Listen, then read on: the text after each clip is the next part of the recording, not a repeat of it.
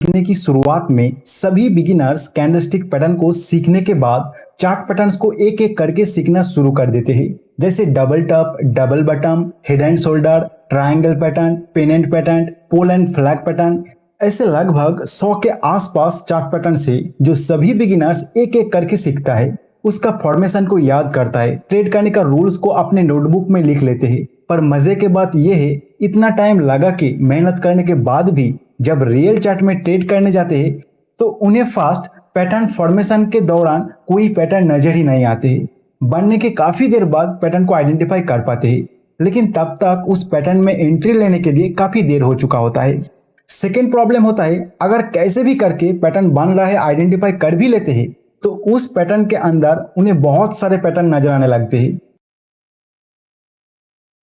और डिसाइड नहीं कर पाते हैं ये कौन सा पैटर्न बन रहा है। फिर थर्ड प्रॉब्लम आता है, अगर आइडेंटिफाई कर भी लेते हैं उन्हें उस पैटर्न को ट्रेड करने का रूल्स याद नहीं आते हैं और वो नोटबुक में ढूंढना शुरू कर देते हैं। तो इस वीडियो के माध्यम से ये सभी प्रॉब्लम का सॉल्यूशन देने की पूरी कोशिश किया है मैंने। कंप्लीट एक नया मेथड से चार्ट पैटर्न को बिना सीखे ही, मतलब उसका फॉर्मेशन, उसका नाम, ट्रेड करने का रूल्स जाने बिना ही उसे चार्ट के ऊपर आइडेंटिफाई करके ट्रेड कर सकते हो। तो वीडियो को ध्यान से देखना और समझना। एक बार आप इसे समझ गए तो चार्ट पैटर्न सीखने की लंबा जर्नी से खुद को मुक्ति दे सकते हो।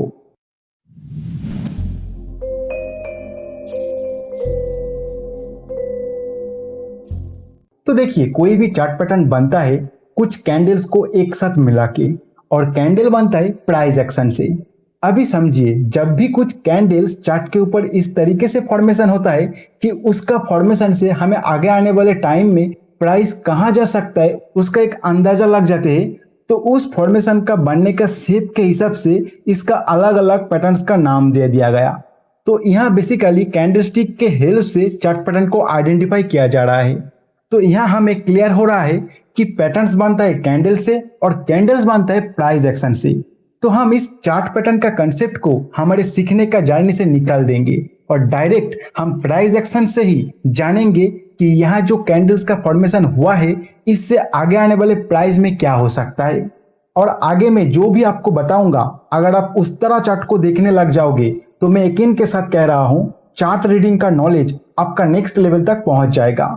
तो प्राइस एक्शन के जरिए चार्ट पैटर्न को डिकोड करने के लिए आपको प्राइस एक्शन का ये 3 क्राइटेरिया के ऊपर नॉलेज होना जरूरी है।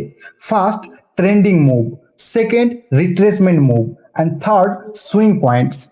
तो एक एक करके ये तीनों का कंसेप्ट पहले क्लियर कर लेते हैं।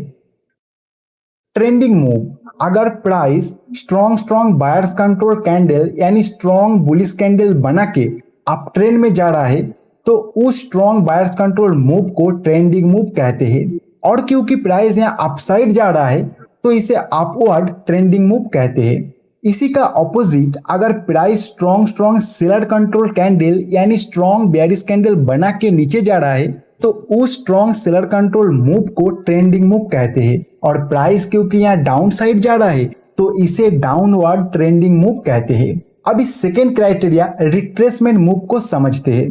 प्राइस जब अप ट्रेंड में जा रहा होता है तो बीच बीच में प्राइस थ्रोबैक करता है, और जब डाउन ट्रेंड में जा रहा होता है तब बीच बीच में प्राइस पुल बैक करता है। इसी थ्रोबैक एंड पुलबैक के दौरान जो प्राइस मूवमेंट होता है इसे रिट्रेसमेंट मूव कहते हैं।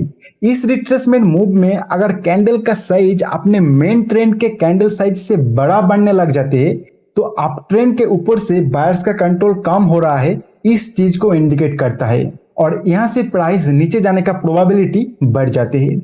एंड डाउन ट्रेंड के ऊपर से सेलर्स का कंट्रोल कम हो रहा है, इस चीज को इंडिकेट करता है और प्राइस यहाँ से ऊपर जाने का प्रोबेबिलिटी बढ़ जाते हैं।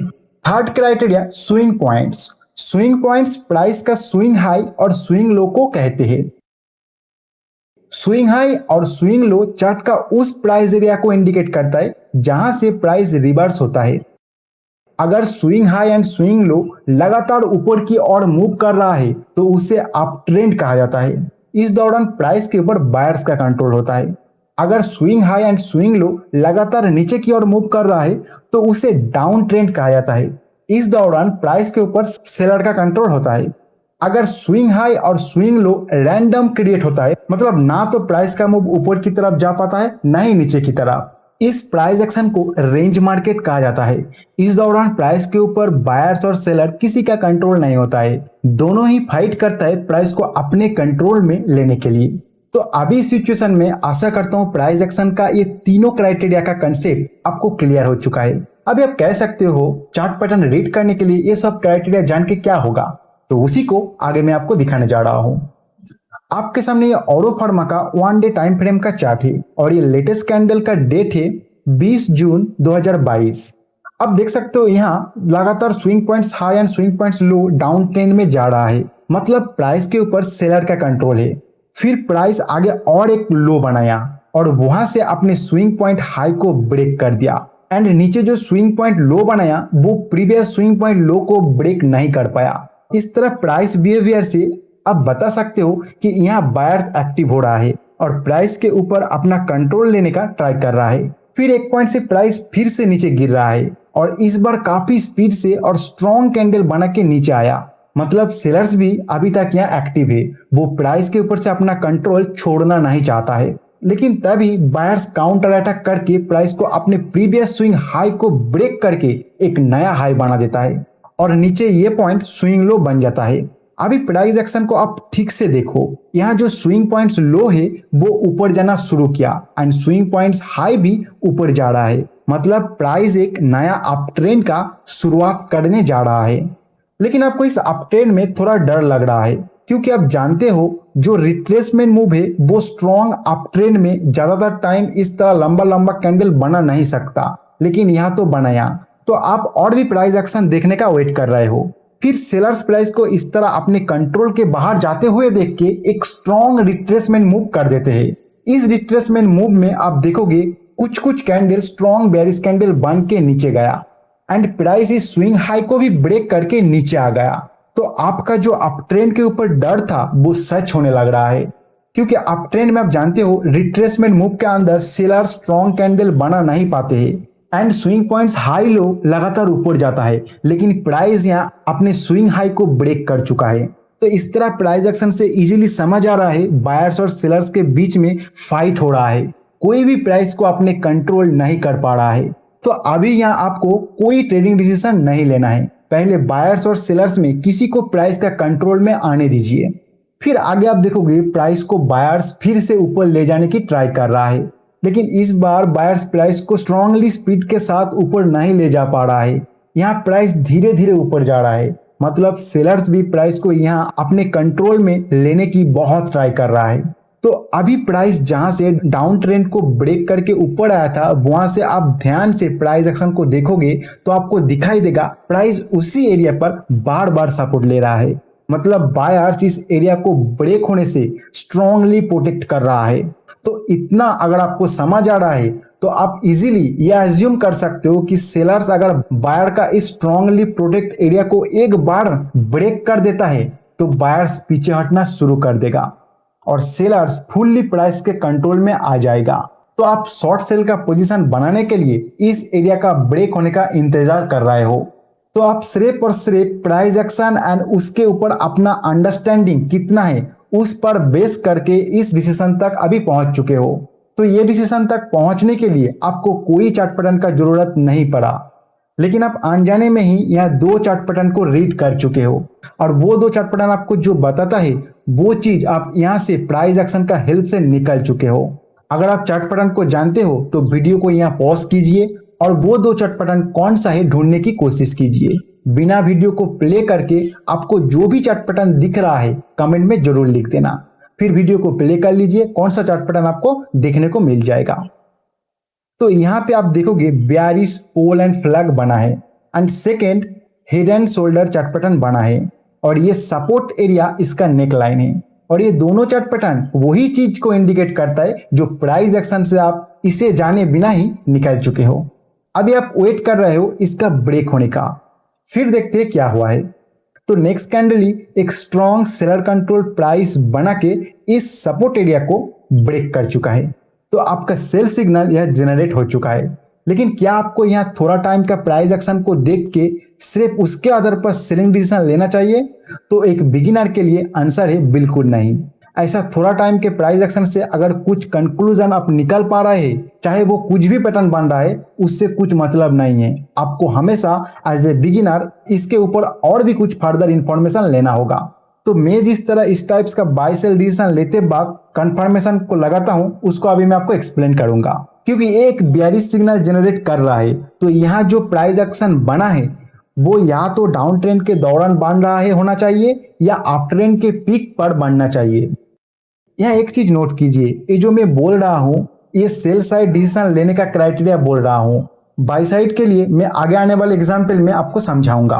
तो इस एग्जाम्पल में डाउन ट्रेंड के दौरान रिट्रेसमेंट करते वक्त ये प्राइस एक्शन हुआ है और इस रिट्रेसमेंट में भी बायर्स प्राइस को कंट्रोल नहीं कर पाया, मतलब अभी भी ये डाउन ट्रेंड में ही है। तो हम इसका आगे का क्राइटेरिया देख सकते हैं। आगे आपको देखना है जिस प्राइस एक्शन को स्टडी करके आप सेल डिसीजन में पहुंचे हो वो एरिया प्रीवियस कोई रेजिस्टेंस एरिया से नीचे आ रहा है या नहीं। अगर ये क्राइटेरिया फुलफिल हो रहा है तो आप रिसेंट कैंडल में आ जाओगे। यहाँ रिसेंट कैंडल एक स्ट्रॉन्ग सेलर कंट्रोल कैंडल होना चाहिए। नेक्स्ट आप 10 period simple moving average and 30 period exponential moving average को प्लॉट करोगे। लेटेस्ट कैंडल में 10 period moving average 30 period exponential moving average से नीचे होना चाहिए।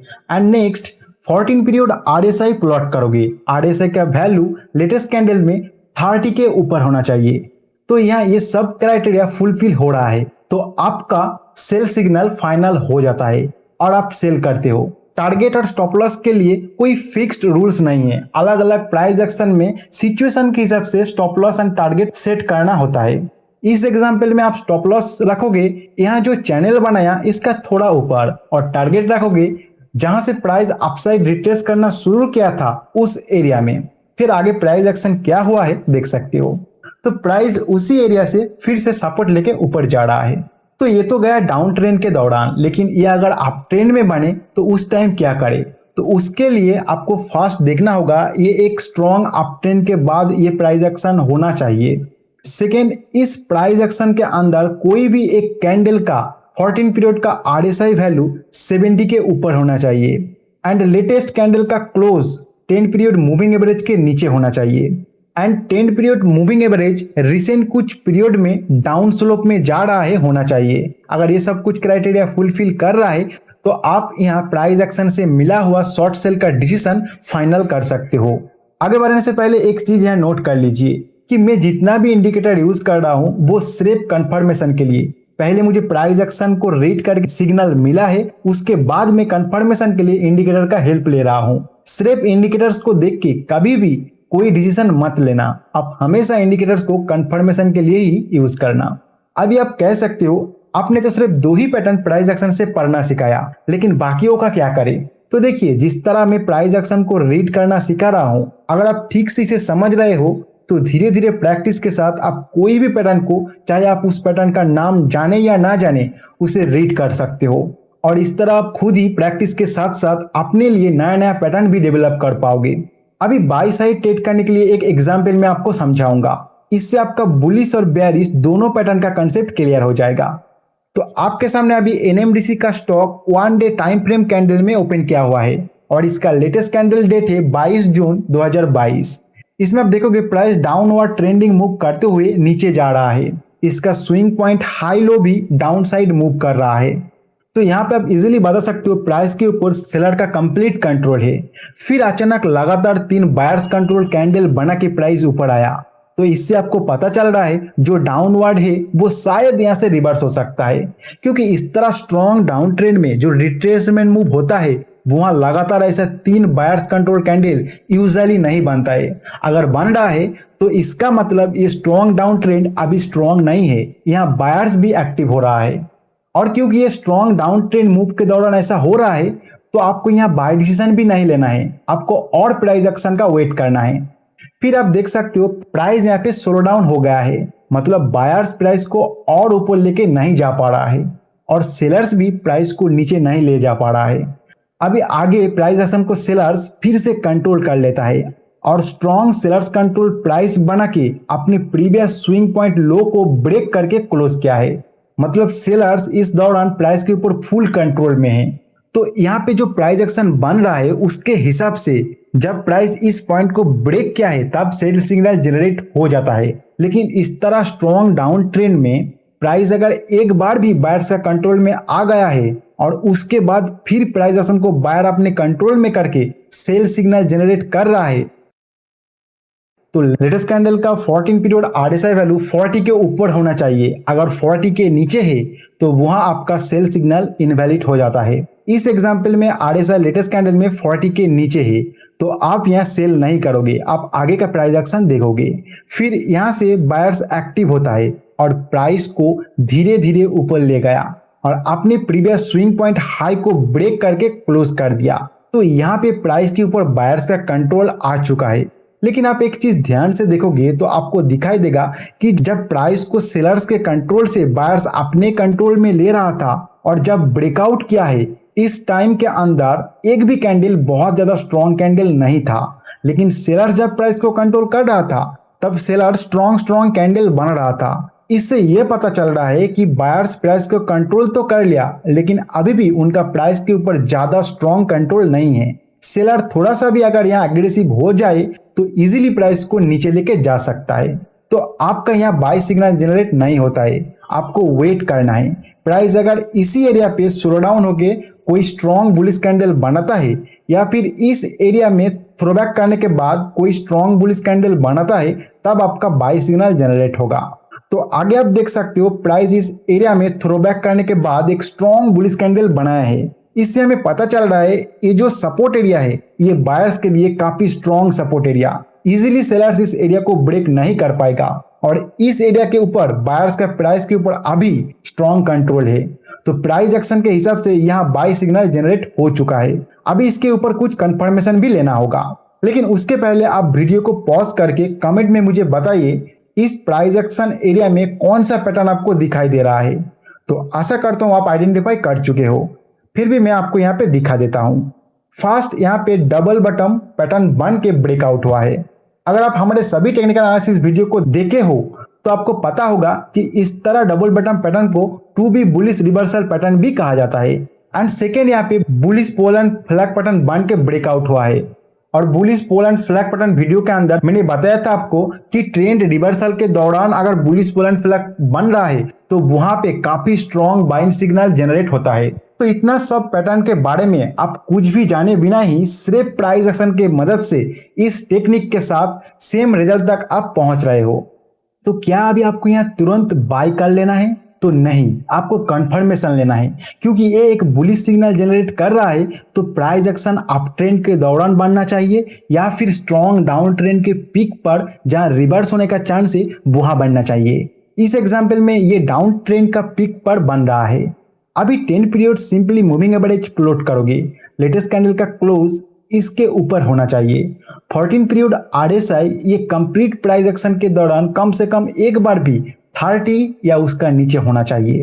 एंड रिसेंट कुछ कैंडल्स में 10 पीरियड्स मूविंग एवरेज का स्लोप अपवर्ड जा रहा है होना चाहिए।